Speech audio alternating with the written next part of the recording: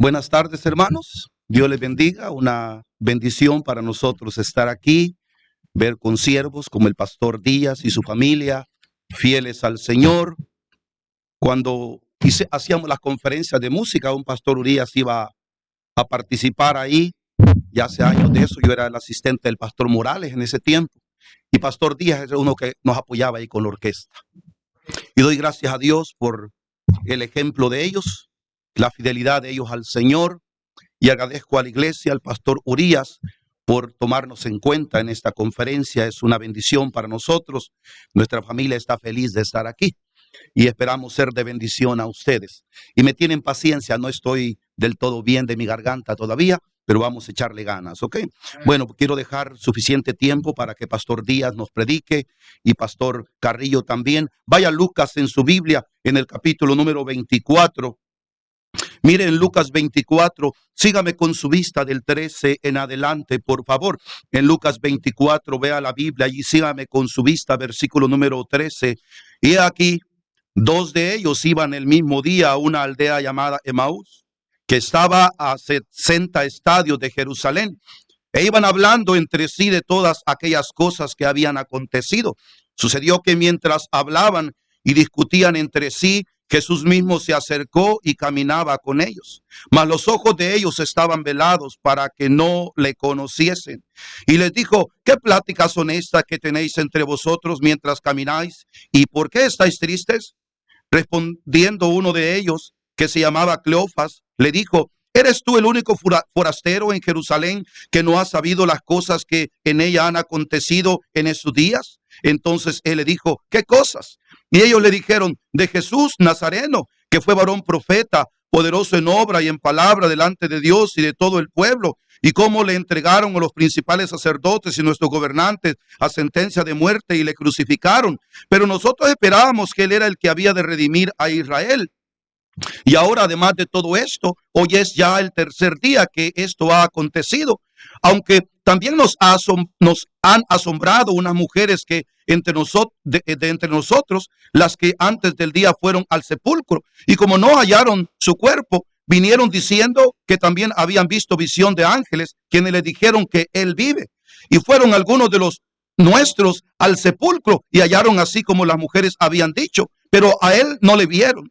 Entonces les dijo: oh insensatos y tardos de corazón para creer todo lo que los profetas han dicho. ¿No era necesario que el Cristo padeciera estas cosas y que entrara en su gloria? Y comenzando desde Moisés y siguiendo por todos los profetas, le declaraba en todas las escrituras lo que de él decían. Llegaron a la aldea donde iban y él se hizo como que iba más lejos. Mas ellos le obligaron a quedarse, diciendo: quédate con nosotros porque se hace tarde y el día ha declinado. Entró pues a quedarse con ellos. Y aconteció que estando sentado con ellos a la mesa, tomó el pan y lo bendijo, lo partió y les dio. Entonces le fueron abiertos los ojos y le reconocieron, mas él desapareció de su vista.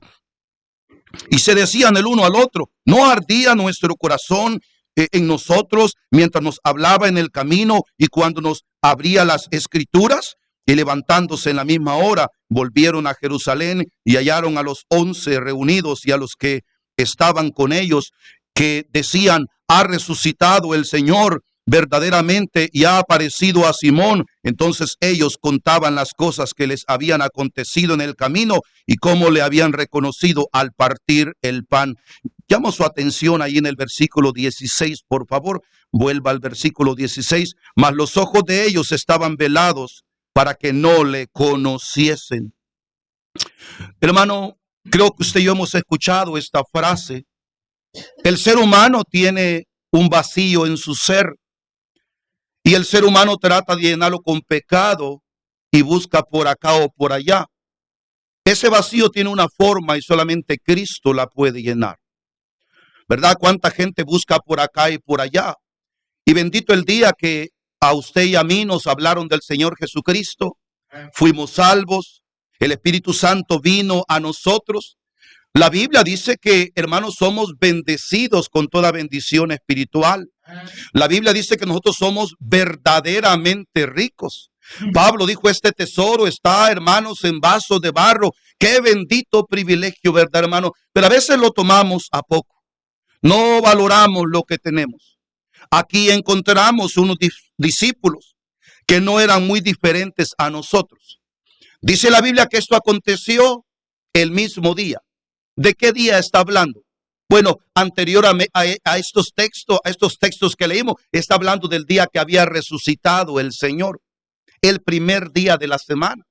O sea que solamente habían pasado escasos 3 días y ya los discípulos caminaban de esta manera, decepcionados. Ya habían perdido toda esperanza. Y mi amado hermano, sus vidas allí todas agüitadas, débiles, sin ganas. Yo me imagino que ellos decían, no valió la pena, ¿para qué tanto esfuerzo? ¿Para qué tanto dedicarnos? Y mire, hermano, nosotros no somos diferentes a ellos. Ciertamente vendrán cosas a nuestra vida, pero quiero predicarle en esta noche, en esta tarde, ¿por qué es que no miramos al Señor, hermano? Si Él vino a nuestro ser. Si el Espíritu Santo, dijimos anoche, significa poder en nuestra vida. ¿Por qué es que a veces nos sentimos apagados? ¿O por qué aún a veces viene el diablo a mentirnos y aún pensamos, ¿seré salvo? ¿Vale la pena? ¿Valdrá la pena seguir? Hermano, claro que vale la pena. Ciertamente el diablo es mentiroso, es el padre de la mentira. Pero yo he escuchado de muchos hermanos, y yo creo que al pastor Díaz y pastor Urias le ha pasado. Los hermanos dicen, pues es que si nos hubiéramos dedicado a lo secular, tal vez nos hubiera ido mejor. Mira, fulano hizo tal carrera, hizo esto. Sí, pero por uno que salió bien, hay 20 familias que se perdieron.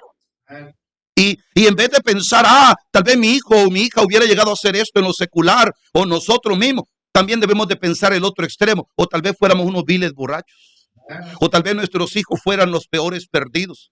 Lo más precioso que nos ha pasado en nuestra vida, hermano, es que Cristo vino a nuestro ser. El Espíritu Santo mora en nosotros. Y hermano, ninguna condenación hay para el que está en Cristo. Podemos morir hoy, podemos morir mañana. Y mire, estamos seguros de ir al cielo. Es lo más precioso que nos ha pasado. ¿De qué aprovechará el hombre que gane todo el mundo y se pierde su alma? No se podrá llevar con él las riquezas. Absolutamente nada. Lo único que nos va a servir o va a contar de aquel lado es qué decisiones tomamos por el Señor. Y si usted ha sido salvo, ¿por qué es que en nuestra vida no vemos al Señor? Ciertamente lo miramos cuando recién llegamos a nuestra vida, estamos animados, hemos tenido tiempos ahí donde estamos motivados, pero de repente tal vez estamos como estos discípulos y ni siquiera conocieron al Señor. ¿Por qué es que no vemos tan claramente al Señor nosotros hoy, hermano? Si ha obrado en nuestra vida. Yo creo que no hay una persona aquí que no pudiera decir, Dios me ha bendecido con toda bendición, me ha sanado, me ha guardado, ha sido bendición a nuestra vida. Pero ¿por qué de repente nuestra vida comienza a decaer? ¿Por qué es que de repente ya no vemos tan claramente al Señor? Quiero hablarle de ese tema en esta tarde. Señor, bendiga la predicación de su palabra y úseme en esta tarde para gloria y honra suya. Aquí está su pueblo. Y Señor, ciertamente todos nos desanimamos. A todos, Señor, va a llegar el tiempo que vamos a tener batallas. Pero Señor, que hoy podamos tomar decisiones y que no salgamos de aquí, por favor, de la misma manera. Háblenos. Se lo ruego con fe en el nombre de nuestro Señor Jesucristo. Amén.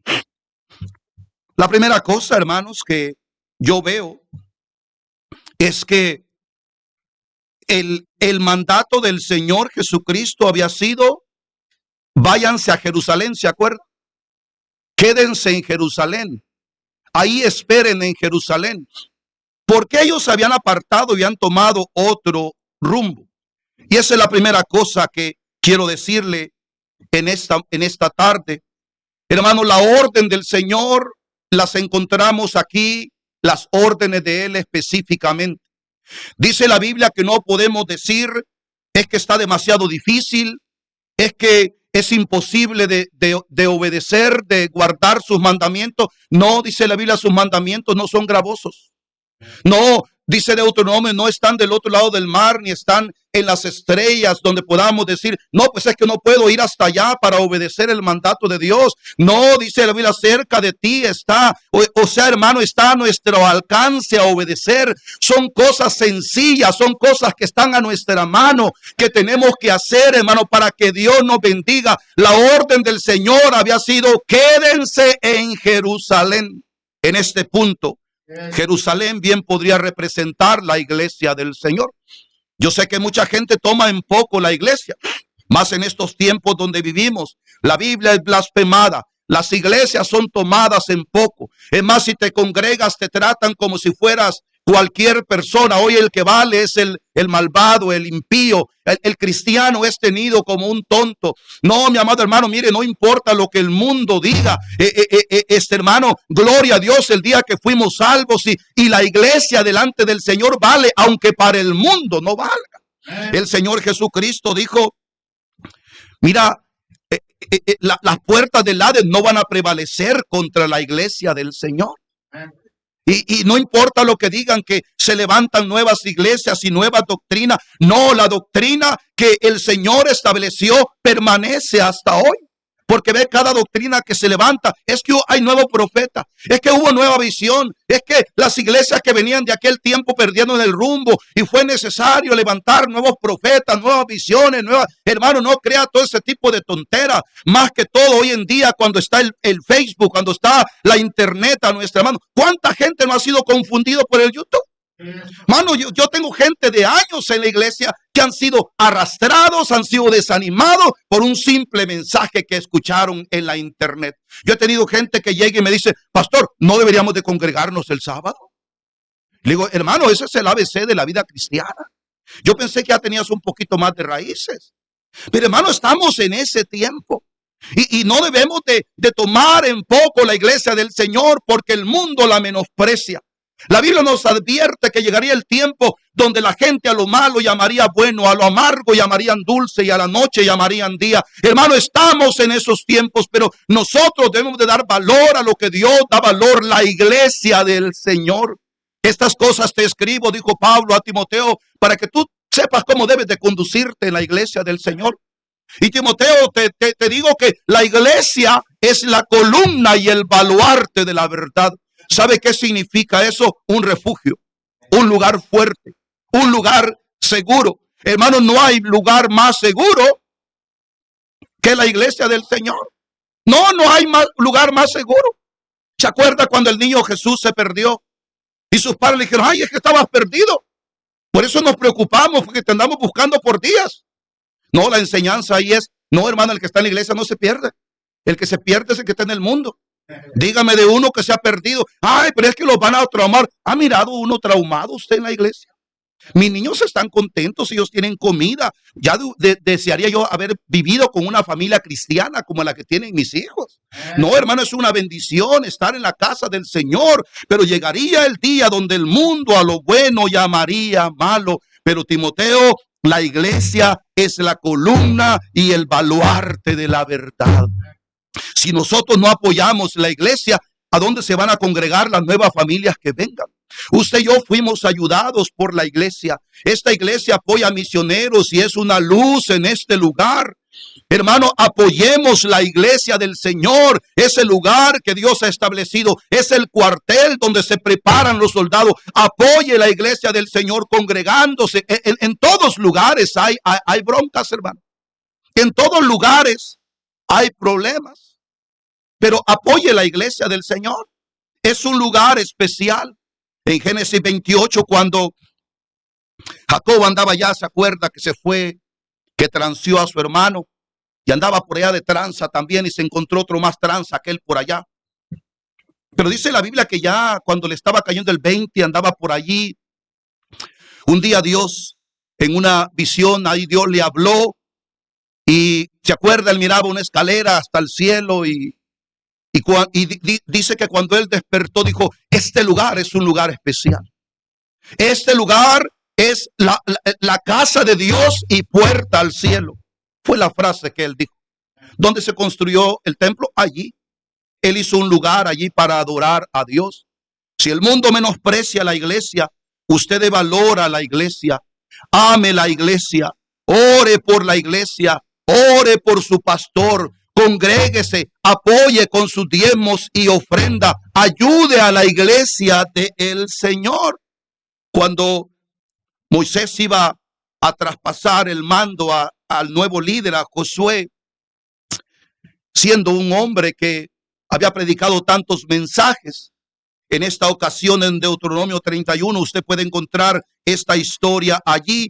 No vaya allí, pero dice que el mensaje que Moisés dio a Josué: harás congregar al pueblo, Josué, hombres, niños, mujeres, aún el extranjero que habite bajo los techos de nosotros, debe de hacer que se congreguen, Josué. La clave es congregarse, hermano. Siempre el diablo, hermano, ha mentido. Y la gente dice, pero ¿para qué tanto congregarse? Podemos verlo desde acá, desde el Facebook, aquí en el YouTube. ¿Para qué tenemos que ir allá? No hay algo especial en congregarse. Cuando venimos y saludamos a los hermanos, Dios dijo que debemos de congregarnos. Nos congregamos porque Dios lo dijo. Aquel día Tomás se había apartado de allí. Y cuando el Señor se les aparece, se perdió la bendición cuando Él dijo, recibid el Espíritu. Y allí todos se animaron y Tomás dijo, no, pues yo no lo miré. Pues sí, no lo miraste porque no estabas. Ah, no, pero si no lo veo, no creo. Y exactamente 8 días después, el Señor se aparece a Tomás y le dice, ¿por qué no creíste sin ver, Tomás? ¿Por qué esperaste ver? Y hermano, Dios lo reprende duramente. Y entonces fue que Tomás dijo, ah, Señor mío y Dios mío. Sí, le dijo, porque me viste y creíste. Pero mi amado hermano, debemos de apoyar la iglesia del Señor en todo tiempo. Porque regularmente la gente se aparta de la iglesia, se aparta por las pruebas. Ahí la misma gente le decía al Señor, ¿y por qué es que tus discípulos no oran, Señor? Bueno, decía el Señor, pues ¿cómo van a orar? Pues sí, aquí está el que los cuida. Aquí estoy a la par de ellos. Yo les soluciono todos los problemas. Pero va a venir el día donde van a orar. Y ese día llegó. Y sí, el pastor ha estado allí, el liderazgo ha estado allí, los ángeles de Dios han estado allí. Pero hay tiempos donde, hermano, Dios te va a probar para ver si te puede usar en una área más. Un denominador de los siervos de Dios que Él ha usado a través de los tiempos es que los ha probado antes de usar. No todas las pruebas vienen del diablo, porque siempre le echamos la culpa al diablo. ¡Ay, el diablo! Yo imagino que el diablo está diciendo de afuera, esto de todo me echan la culpa. Yo no tengo la culpa, yo no fui. Porque no todas las pruebas vienen del diablo. A veces es Dios para probar nuestra fe, hermano. Fue después que Job pasó aquella terrible tribulación que Dios le dio el doble. Fue después que José pasó aquel camino pedregoso, aún estar encarcelado, ser odiado y vendido por sus hermanos. ¿No le parece a usted que muchas veces José pensó, pero cómo pudo ser si Dios me habló que yo iba a ser grande, que aún yo iba a reinar sobre mis hermanos? Y recién Dios me da esa visión y comienza a lloverme sobre mojado. No es así en la vida nuestra, ¿ves? Oh, es que Dios estaba preparándolo para usarle más. ¿Quién fue el que salvó al pueblo? Si no hubiera sido por José. José mismo dijo, ustedes pensaron mal contra mí. Pero ¿sabes qué? Dios permitió todo esto para el bien de ustedes. Hermano, nosotros repetimos versículos tales como aquel que está en Romanos 8. A los que creemos en Dios, todas las cosas al final redundan para bien. Entonces, si lo repetimos, hay que creerlos en este tiempo. Puede ser Dios probándote para darte el doble como le dio a Job. Puede ser Dios probándote porque mucha gente puede ser alcanzada por ti como José. Puede ser ayudada, pero hermano, nos rajamos en las pruebas. Cuando Romanos, no voy a ir allí, y Santiago dice que, hermano, las pruebas tienen su propósito. Las pruebas traen paciencia. Vaya allí mejor. Santiago 1, vea Santiago 1 y 2, vea la Biblia allí. Santiago 1 y vea el 2, dice, hermanos míos, tened sumo gozo cuando os halléis en diversas pruebas, sabiendo que la prueba de vuestra fe produce paciencia, mas tenga la paciencia su obra completa, para que seáis, ¿qué, hermanos? Hermano, la prueba tiene su propósito. Así como Romanos dice, hermano, ruego por la misericordia de Dios que presentéis vuestros cuerpos en sacrificio vivo, santo, agradable a Dios, que es vuestro culto racional. Y después dice, para que comprobéis cuál sea la buena voluntad de Dios, agradable y perfecta. ¿Por qué decimos a la gente que hermano entregue su vida en sacrificio vivo a Dios? Hermano, para que experimente la buena voluntad de Dios, que es agradable y perfecta. ¿Cuál es la diferencia entre cristianos que han estado aquí y ahora están en el mundo y cristianos que han permanecido aquí? La misma iglesia, el mismo pastor, la misma predicación. ¿Por qué los que están aquí dicen, ¡ah, qué bendición! Y otros van por ahí hablando del pastor Urias. ¿Cuál es la diferencia, hermano? Gente que no se consagró. Gente que en la prueba no entendió el propósito. Sí está conmigo. Yo siempre uso esta ilustración cuando hablo de las pruebas. Yo le digo a los hermanos, el oro antes de estar en esa vitrina bonita fue pulido por un fuego bien intenso. Y después es una joya preciosa.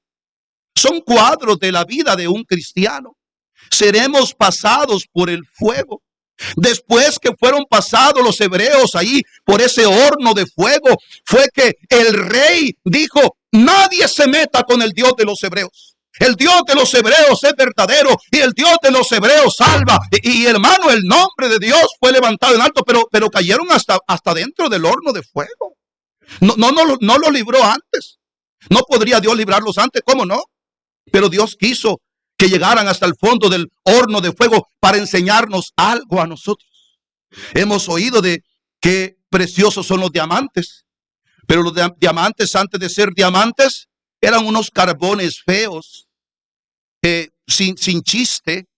Pero ese carbón feo, sometido a una terrible tonelada de presión, llega a ser un precioso diamante. Miramos las perlas. Qué bonitas son. ¿De dónde vienen esas perlas tan bonitas? Bueno, son resultado del dolor de un animal allí en el mar, que por cosa del destino de la naturaleza, la caparazón se le revienta, el agua salada comienza a entrar allí y ella comienza a echar un fluido para aliviar el dolor y entra un grano de sal allí y con el fluido y el grano de sal, al último la gente nomás va a agarrar la perla. A nosotros no nos cuesta nada, pero a alguien le costó, sufrió. Y de igual manera, mucha gente dice, es que la salvación que ustedes predican es una salvación barata. ¿Cómo que no tengo que pagar nada? No, nosotros no tenemos que pagar nada porque Cristo pagó todo el precio.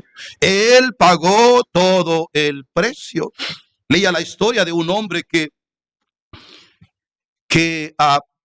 tenía un árbol afuera de su casa y el vecino era medio chismoso. Siempre que llegaba ese hombre de su trabajo, él estaba espiando y él miraba que se paraba frente al árbol y como que colgaba cosas, pero era simulado, era imaginario. No, el vecino le llamaba la atención. Bueno, ¿qué es lo que cuelga si yo no veo que cuelgue nada ahí? Y un día le ganó y le preguntó. Dijo, oiga vecino, yo veo que todos los días usted llega en la tarde y cuelga cosas ahí, pero por más que yo me acerco no veo nada colgado ahí. El vecino, no, vecino, déjeme explicarle, ya me miró usted, ¿verdad? Bueno, que yo decidí, le dijo, el día que yo me casé, me moví aquí a vivir con mi esposa, que todos los problemas que tuviera yo durante el día, los iba a dejar aquí afuera de mi casa colgado en este árbol y que iba a entrar a disfrutar con mi familia la cena, la noche, y el siguiente día iba a llevar mis problemas conmigo para afuera al trabajo otra vez. Y él le dijo, pero vea, le dijo, es algo increíble, hasta sobrenatural, que todos esos problemas que yo dejo en la noche en ese árbol, en la mañana ya son mucho menos. Y de igual manera nosotros, hermano, tenemos que tener formas. Siempre habrán dificultades, pero goce su familia, goce la iglesia. Obedezcamos al Señor. ¿Cuándo es que comenzamos, hermano, a tener una vista nublada, que no miramos al Señor claramente? Cuando nos empezamos a apartar de la iglesia. Y yo sé que usamos frases, pues es que trabajo. Bueno, todos trabajamos.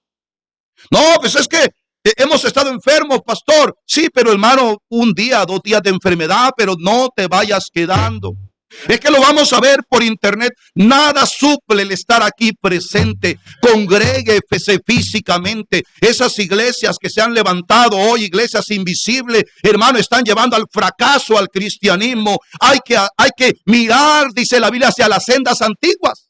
No a lo contemporáneo, no al modernismo. No, Señor, a las sendas antiguas dice la Biblia que tenemos que mirar. La Biblia dice que debemos de congregarnos. La orden fue del Señor, quédense en Jerusalén. ¿Qué hacía Tomás por allá?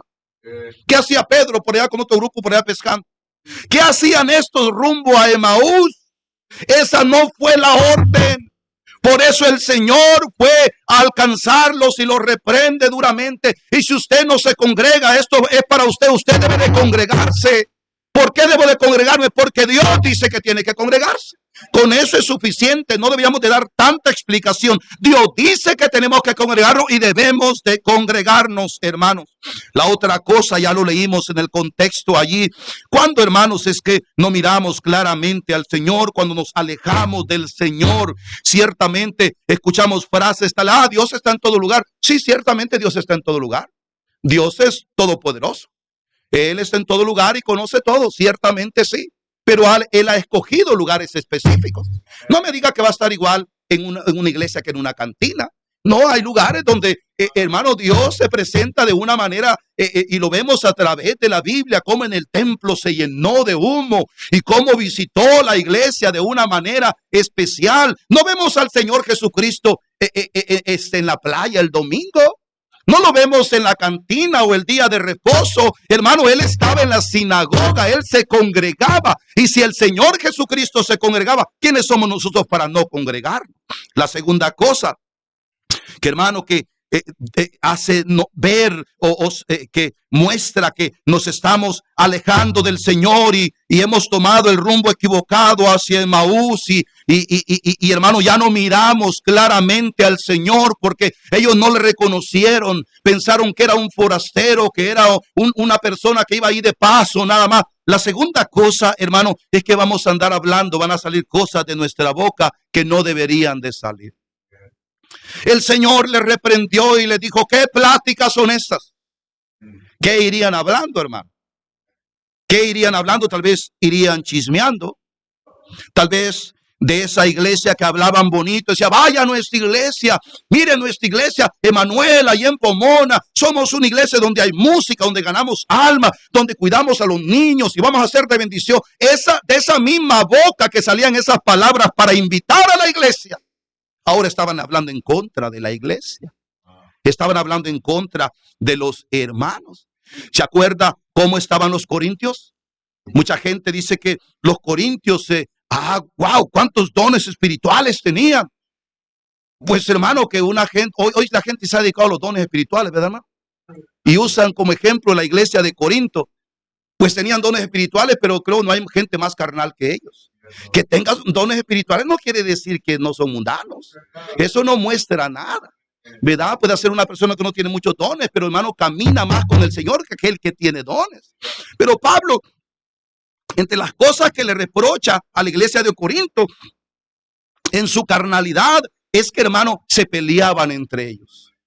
Y Pablo comienza diciendo, me han informado los hermanos de Cloé que hay pleitos entre ustedes. ¿Cómo puede ser, hermano, que ustedes se andan agarrando de las greñas, peleando? Hermano, no. He oído que unos dicen que son de Pablo y otros de Apolos y otros de Cefas y otros más espirituales dicen que son de Cristo. Dijo Pablo, ¿cómo pueden haber ese tipo de cosas entre nosotros, hermano? Todos estamos al mismo nivel delante de la cruz de Cristo, hermano. No, porque, hermano, a veces se presta eso también, que hay grupos en la iglesia. No hagas menos a nadie, ¿verdad? Al pie de la cruz del Señor, todos somos iguales. Ama a la iglesia, recíbelos como vienen. Ten paciencia con los hermanos, porque a veces se nos olvida cuánta paciencia la iglesia tuvo con nosotros. Y queremos que recién llega la gente y ya marchen como soldaditos. Pastor, es que usted no le dice nada. Y mire, hermano, tienen 6 meses en la iglesia. Tienen un año. Se batalló más contigo. Tú eras más batalloso, se te esperó 2, 3 años contigo. ¿Cómo quieres que tienen 6 meses en iglesia y ya vengan bien vestidos y ya dejen sus malas costumbres? Hermano, la salvación es un acto instantáneo, pero la conversión, la transformación es poco a poco, hermano. Aún nosotros pasamos por eso, ¿verdad? Y no debe andar saliendo palabras donde andamos hostigando al pastor. Pastor, es que usted debe de hacer eso. Ay, pastor, es que usted no hace nada. Ay, pastor, es que usted no. Ay, hermano, ¿cómo fastidia a la gente así? ¿Cómo fastidia a la gente así? Hermano, no sea fastidioso. Apoye a su pastor. Yo le pregunto, en vez de estar fastidiando al pastor, ¿por qué no hace nada con esa familia? ¿Usted ha orado por esa familia? ¿Cuándo fue la última vez que ayunó? Los grandes avivamientos de los tiempos pasados es porque la gente ayunaba. Hay que, hermanos, ayunar. ¿Se acuerda también en los tiempos de Moisés, hermanos? Cómo había gente allí que le hacía la vida imposible y cómo Dios trató con ellos. Hermano, tengamos cuidado con lo que sale de nuestra boca. Y Dios reprendió a esta gente. Ellos no la traen contra ti, Moisés le dijo. Es contra mí que se están metiendo, dijo Dios a Moisés. Hermano, tengamos cuidado. Y hasta andaban peleando hasta porque se agarró una mujer, Moisés. ¿Y a poco solamente por ti habla y te quieres enseñorear de nosotros? Y mira, aquí no hay ni qué comer. ¿Por qué nos sacaste de Egipto? Hermano, la gente es bien inconforme. O más bien dicho de una vez, somos bien mal agradecidos. ¿Cómo van a estar renegando si iba una columna de fuego en la noche? Una columna de nube en el día. Brotaba agua de la peña. Nunca les faltó calzado, vestido, nunca les faltó comida. Oiga, hermanos, si venían de un país donde los oprimían, los abusaban, pero qué tan pronto se nos olvida de dónde nos sacó el Señor. Hermano, cuidemos nuestra lengua. La Biblia dice que no puede salir de una misma boca o de una misma fuente 2 tipos de agua. Un solo tipo de agua sale, no 2 tipos de agua. Y dice que este miembro tan chiquitito, hermano, es inflamado por el infierno. Debemos de tener cuidado. La Biblia dice que si vamos a abrir nuestra boca, debe de ser para edificación. La palabra en la boca tiene poder para derribar o para animar al hermano. Manzana de oro con figura de plata es la palabra dicha como conviene. Hermano, nuestra palabra debe de ser sazonada con sal. Hay que hablar lo correcto. Aprendamos a poner freno a esta lengua, hermano, y no ser dominados por los impulsos. Porque son los impulsos, hermano, que nos llevan a cometer semejantes errores. Entonces, hermano, cuando uno se aleja por las pruebas, hermano, ya no mira al Señor claramente. ¿Verdad? Otra cosa que yo veo aquí es que ellos, hermanos, no miraban claramente al Señor y lo trataron de una manera indigna. Se alejaron del lugar donde Dios les dijo que tenían que quedarse. ¿Qué hacían por allá? Tuvieron que volver al mismo lugar donde Dios les dijo que tenían que quedarse. ¿Qué fue lo que pasó con Jacob? Tuvo que volver al mismo lugar de donde salió Jacob. ¿Qué hacía Jacob por allá si ya estaba profetizado que, hermano, él iba a ser el príncipe de Israel? ¿Qué tenía que andar haciendo allá causando lástima o arriesgando su vida? ¿Qué tenía que andar haciendo Noemí por allá en Moab? Y así mucha gente se deja llevar. Es que vente para acá, compadre, aquí hay trabajo. Vente para acá, compadre. Aquí puedes agarrar una casa. Sí vas a agarrar una casa, pero no hay donde te congregues. No hay una iglesia ferviente. ¿Qué vale más una casa que tus hijos sirvan a Dios? ¿Que tus hijos se los lleve el diablo? No, hermano, piensa en tu familia. Nosotros ya no somos del mundo. Y si Dios te da una casa, trata de agarrar una casa, hermano. Trata de hacerlo. Pero que eso no sea tu prioridad. Dios debe de ser primero. Nuestra familia debe de ser primero. Pero hermano, cuando no miramos al Señor claramente, lo vamos a tratar de cualquier manera. Hoy hay un montón de doctrinas tratando a Cristo de cualquier manera. No, Jesucristo fue un hombre bueno. Jesucristo fue un gran profeta, un gran maestro, un gran hombre de Dios. No, claro que Cristo fue todo eso. Pero si somos verdaderos y nuestra vista está clara y no está nublada, tenemos que verlo como la Biblia lo muestra, como la Biblia lo presenta. La Biblia dice que Cristo es Dios mismo. manifestado.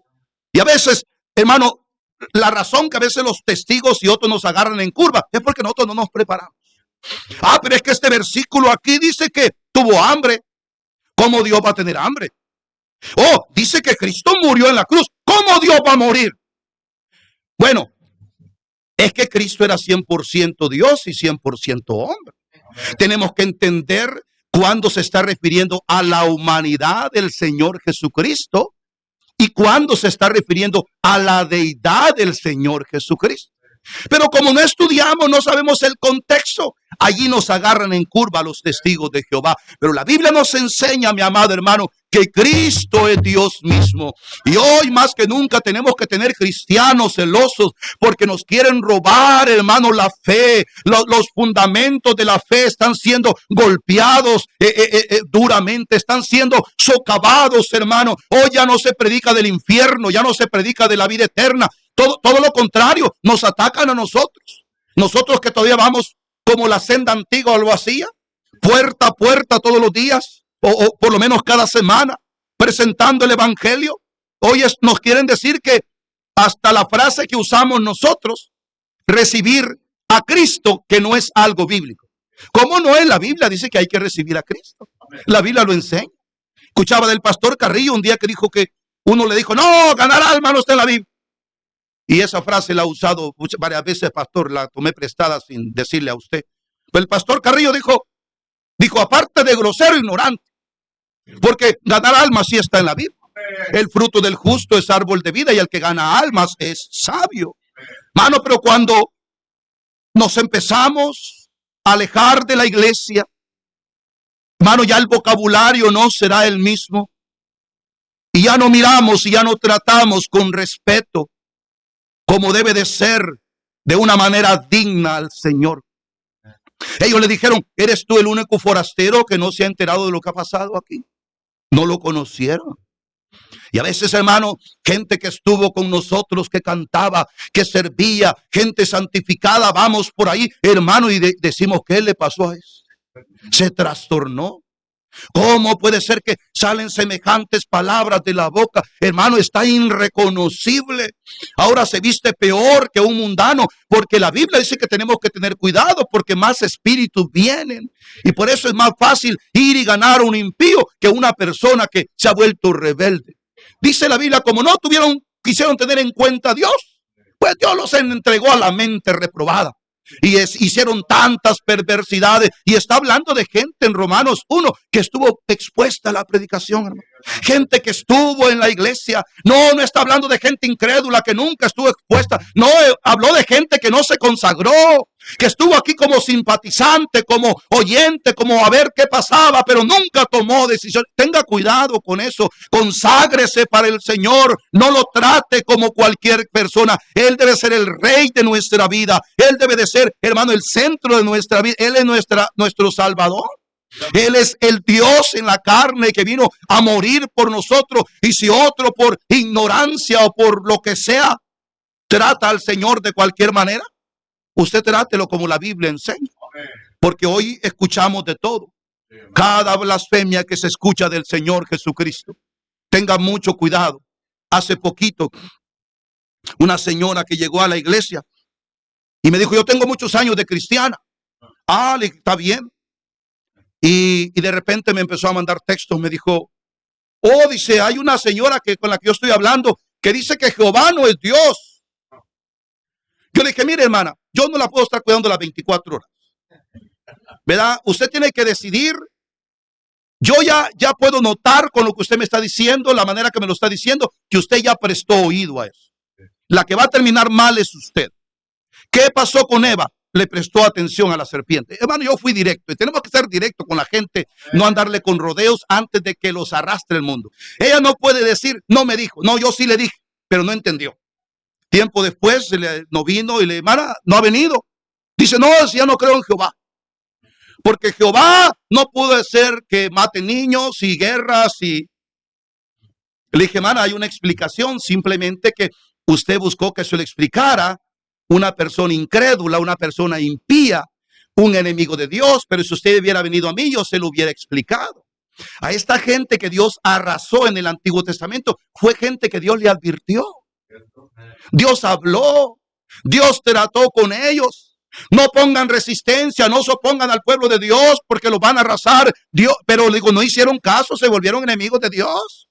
Le digo, y Dios va a hacer lo mismo en este tiempo. Por eso dice la Biblia que Dios manda a su Espíritu Santo para convencer de pecado, de justicia y de juicio. Manda el Espíritu Santo para advertirnos que por nuestro pecado estamos yendo al infierno. Sin Cristo vamos al infierno, pero que podemos ser justificados en Cristo. Y el que no busca a Cristo, pues entonces el juicio le espera. Está claro en la Biblia. Simplemente pues que le buscamos 5 patas al gato. Pero hermano, cuando queremos entender, está claro en la Biblia. Pero cuando, hermano, no vemos claramente al Señor, cuando hemos dejado que el diablo nos ponga una venda en los ojos, te vas a apartar de la iglesia. Vas a empezar a hablar mal de los hermanos. Si antes hablabas de ellos bien, los amaba, hablabas bien de tu iglesia. Pablo dijo, ustedes se hubieran hasta sacado los ojos por mí al principio. Ustedes me amaban, hermano. Me he vuelto el enemigo de ustedes por decirle la verdad. ¿Por qué cambiamos? ¿Por qué es que cambiamos? Hermano, porque nos estamos alejando del Señor. Empiezan a salir palabras que no.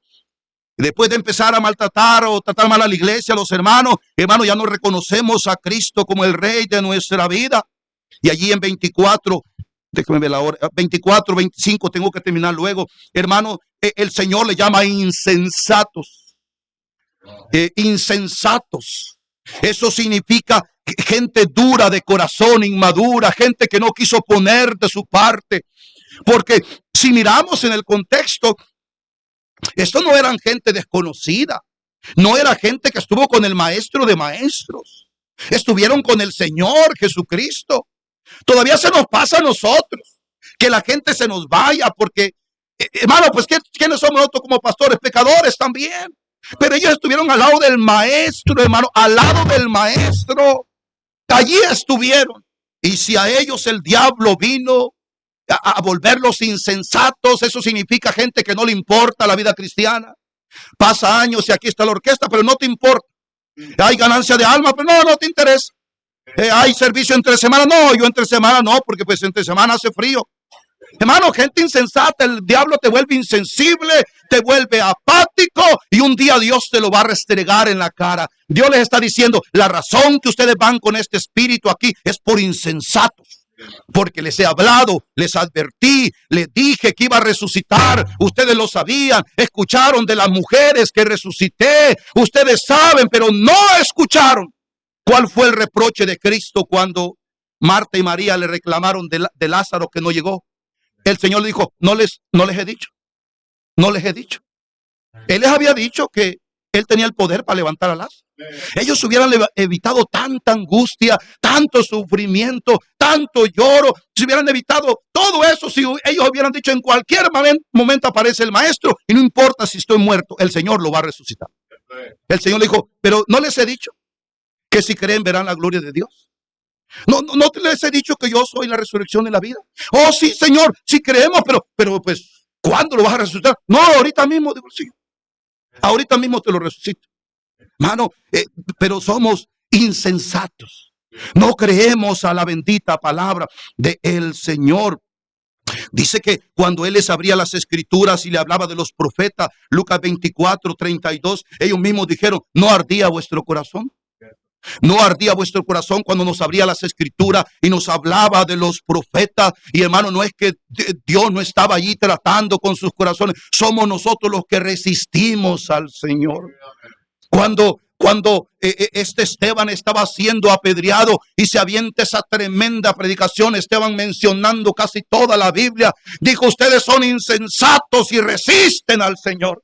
No es que Dios no les haya hablado. Y delante de Dios un día, hermano, no vamos a tener excusa. Aquí ha estado un pastor que les predica. Hay ministerios de música donde puedes involucrar a tus niños. Aquí ha estado la iglesia abierta motivándote. Vamos por ti si quieres. ¿En qué quieres que te ayudemos? Hermano, no tendremos excusa, pero por nuestra insensibilidad resistimos al Señor. No le damos lugar a que Él obre. Por la dureza de tu corazón, dice la Biblia, atesoras para ti juicio para el día de juicio. Hermano, miramos tanta gente insensible a veces. Que a veces nosotros decimos, ay Señor, ¿qué hago para que la gente se motive? Para que cambie su cara, para que se anime, para que venga, Señor, ¿qué hago? Porque, hermano, uno ve la insensibilidad de la gente. Gente que a veces pasaba al altar y, hermano, tomaba decisiones, derramaba su corazón, ahora se han vuelto duros. Ahí están como diciendo, convénceme, pastor, convénceme. No, no me convence, hermano, yo no estoy aquí para convencerte. Si tú no traes un corazón predispuesto, tú te la vas a perder. Te vas a ir endureciendo, todo lo contrario. Ora, Señor, háblame. Por favor, Señor, quebranta mi corazón. Señor, antes lloraba, antes derramaba mi corazón. Señor, ¿qué me pasa, hermano? Cuidado con la dureza del corazón. También, hermano, una advertencia, una alarma que debe prendernos que nos estamos alejando del Señor, o por la razón que nos alejamos del Señor, es que ya no recordamos sus promesas.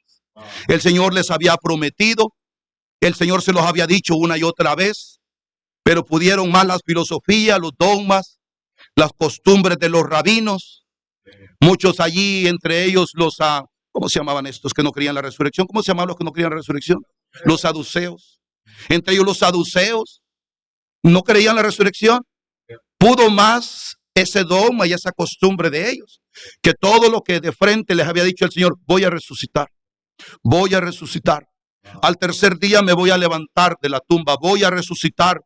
Mano, tenemos las promesas de Dios hoy, que nadie te robe las benditas promesas. Pablo escribe primera y segunda de Tesalonicense porque a los hermanos les habían robado la esperanza del arrebatamiento. ¿Cómo puede ser, hermanos, que yo habiendo estado con ustedes, dice el apóstol Pablo, viene uno que al parecer falsificó la firma y ya ustedes creen que no hay arrebatamiento? Como hoy en día. ¿Cuándo fue la última vez que usted, espero que no, pero usted que escucha predicadores liberales en la televisión, ¿cuándo fue la última vez que usted lo escuchó hablar del infierno? ¿Cuándo fue la última vez que usted lo escuchó que invita al pecador a recibir a Cristo y a arrepentirse? Y entonces, si no lo invitan al pecador a arrepentir a Cristo, ¿qué no es esa la médula del evangelio? Que la gente sea salva. Entonces, ¿por qué seguimos escuchando predicadores que son más bien filósofos y psicólogos y son motivadores? Mi suegro ve que vende Herbalife, pastor Carrillo. Oh, mi suegro, hermano, van a convenciones de Herbalife. Oh, hay unos motivadores ahí. Digo, estos están buenos para predicadores. ¿Qué motivador? Y así está llena las iglesias hoy de motivadores. Pero porque sean motivadores, hermano, no es la motivación la que cambia la vida. Es el evangelio, el poder de la palabra. Eso significa, creo que ya tengo que terminar, ¿verdad? Pero, hermano, es el poder del evangelio el que cambia la vida, hermano. Es el poder del evangelio. Cuando miramos a Cristo, hermano, y con esto termino, el espíritu cambia. Cuando miramos claramente al Señor, el espíritu cambia. Ellos estaban ahí caminando rumbo a Emaús. El Señor camina con ellos, les abre las escrituras. Lo miraron como un forastero, como uno que venía de fuera, un desconocido, como un cualquiera. Llega a la puerta de ellos y él se hizo como que iba a la otra aldea. Porque Dios no forza nada. La gente dice, ay, y si Dios es Dios, entonces ¿por qué no me forza? Pues porque Dios no nos hizo robot. Él nos dio libre albedrío. Hermano, Dios no te va a forzar. Él te dio libre albedrío, tú tienes que escoger, ¿verdad? Y él se hizo como que iba más lejos. Pero dice que ellos les empezó a caer el 20 y dijo, quédate con nosotros. Porque mira, ya se hace tarde. Y le dieron el privilegio de que él partiera el pan cuando el que partía el pan, la costumbre judía dice que debe ser el líder de la casa. Entonces a ellos se les empezó a aprender el 20. Este es alguien especial. Y Cristo es alguien especial. Y lo que puede hacer en tu vida es grande si tú crees que Él es especial en tu vida. Y dice la Biblia que cuando le dieron allí la autoridad, se les reveló y desapareció de ellos. Y ellos dijeron, era el Señor, era el Señor. Y dice la Biblia, hermano, que después de eso, volvieron a Jerusalén animados, dando testimonio del Señor, gritando con los otros que estaban allá, verdaderamente ha resucitado. El espíritu va a cambiar cuando, hermanos, hemos mirado al Señor y hemos vuelto a nuestro primer amor. Hay que volver a nuestro primer amor. Pablo dijo, yo no quise ser rebelde a la visión celestial. Hay que volver a nuestro primer amor en ganar las almas. Hay que volver a nuestro primer amor en congregarnos. Hermano, si tú te has alejado, si tú te has apagado, lo que ha pasado es que, hermano, has dejado tu primer amor. Termino con esta fábula, es un cuento de un perro egoísta. Y es que ese día el perro llegó allí a un río cristalino que estaba allí, y el perro llevaba un hueso en la boca. Y cuando miró allá el agua cristalina, miró otro perro ahí en el agua. Pero no era otro perro, era la figura de él ahí, la sombra de él ahí. Y este perro egoísta dijo, lo que voy a hacer es que lo voy a atacar. Le voy a quitar el hueso. Y tengo dos huesos ahora sí. Y se aventó a atacarlo y obvio se dio un chapuzón y la agua crecida se llevó el hueso que tenía. Esta es una pobre historia de cómo el diablo nos engaña a nosotros también. Muchas veces nos reunimos con Pastor Morales cuando teníamos broncas grandes. Nos llamábamos los diáconos. Dice, hermano, primeramente le voy a decir lo mismo que le digo, decía el Pastor Morales. El diablo nos tiró un hueso en la iglesia. Eso significaba que había una bronca grande para que nos mordiéramos el uno al otro. Dice, hermano, no anden mordiendo el hueso. Vamos a solucionar el problema de la mejor manera, porque el diablo nos tira un hueso. Y así el diablo nos tira huesos en la iglesia. Que una hermanita salió mal por allí, y que un hermano se desanimó y habló del pastor, que un hermano se fue por allá. Hermano, no hagas caso a los huesos que tira el diablo. Tú enfócate y mira al Señor. ¿Por qué no miramos al Señor? Bueno, espero que haya sido de bendición para usted.